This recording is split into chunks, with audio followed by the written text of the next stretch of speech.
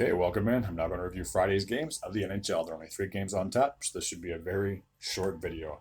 The first matchup takes place in Columbus, where we have the Blue Jackets, and they are playing host to the St. Louis Blues. Marchenko would kick things off in the first, a minute and 42 seconds into that frame, getting his 9th goal this season from Voronikov and Chinnikov. Wow. Try saying those two names fast. Thomas would tie things up with 5 minutes and 24 seconds to go in that frame, getting his 9th of the season from Buchnevich. Fantilli would then get his 8th goal this season, assisted by Johnson and Bemstrom, and that would happen with 2 minutes and 59 seconds remaining in the first. So it's 2-1 in favor of the Blue Jackets heading into the second. There were no goals to report in the second, so we have to jump all the way ahead to the third, where Chinnikov would get his 4th goal of the season from Marchenko and Voronikov. Wow. 6 minutes and 26 seconds into that frame. And then Chinnikov, oh my gosh, we get the 2nd goal of the game, his 5th of the season, a power play goal. 7 minutes and 39 seconds remaining in that period. Rob Thomas would then get his 2nd goal of the game, getting his 10th of the season from Shen and Krug to decrease the lead to 4-2. And then Texier would score an empty netter with 4 seconds to go, his 5th of the season from Danforth. So 5-2 would be the final score in this one. So an upset, to say the least. With that, the Blue Jackets are 9-15-5, and with a loss, the Blues are just 1 game above 500, 13-12-1. Okay, the next match, it takes place in Florida, where we have the Panthers, and they're playing host to the Pittsburgh Penguins.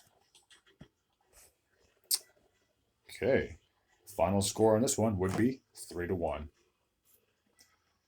Riley Smith would kick things off in the second, getting his 7th goal of the season from Malkin and Puristinen, if I pronounced that name correctly. 8 minutes and 5 seconds into that frame. Ekman Larsson would then tie things up, getting his 7th goal of the year with 2 minutes and 56 seconds remaining in that period, assisted by Lundell and Verhaeghe, so it was all tied up in 1, heading into the third.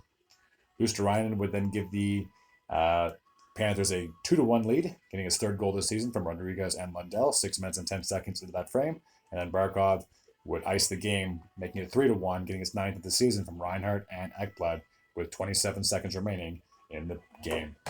So with that, the Panthers now improved to 16-8-2, and with the loss, the Penguins are now 1 game below 500, 11-12-3. And the last game that takes place on Friday is between the Edmonton Oilers and the Minnesota Wild. Okay, so the final score on this one would be 4-3. Take a look at the goal scoring summary. So Bouchard will kick things off for the Oilers with 4 minutes and 44 seconds remaining in that frame, his 6th of the season from Nugent Hopkins and Hyman. So it's 1-0 in favor of the Oilers heading into the second. Boldy would tie things up just 15 seconds into that period, his 6th of the season from Faber and Johansson. Eriksson Ek would then double up the lead to 2-1, getting his 13th goal this season from Boldy and Johansson. And that goal actually happened roughly 25 seconds after Boldy scored, which is unreal. McDavid would make that lead very short-lived, though. Just a minute and 21 seconds into that period, would give his 9th goal this season, Nugent Hopkins and Evan Bouchard, to tie things up at 2. Dewar would then give the Wild a 3-2 lead. His 6th goal this season from Hartman and Faber, an even-strength goal with roughly 12 minutes remaining in that period. And then a late power play goal from Leon Draisaitl, his 11th of the season from Nugent Hopkins, and McDavid would tie things up at 3 heading into the third. And just a lone goal to report in the third, a power play goal from Evan Bouchard, his 2nd goal of the game, his 7th of the season from Draisaitl and Nugent Hopkins. So 4-3 is the final from Edmonton.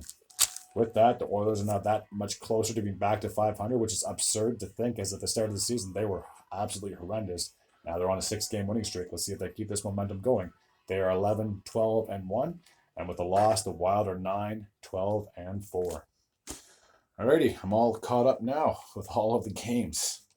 Doing my best to have a video uploaded for Saturday's action. That will be tomorrow. So as always, if you like this type of content and you're new to this channel, feel free to hit the sub button. I'd be very grateful and very appreciative. And as always, take care.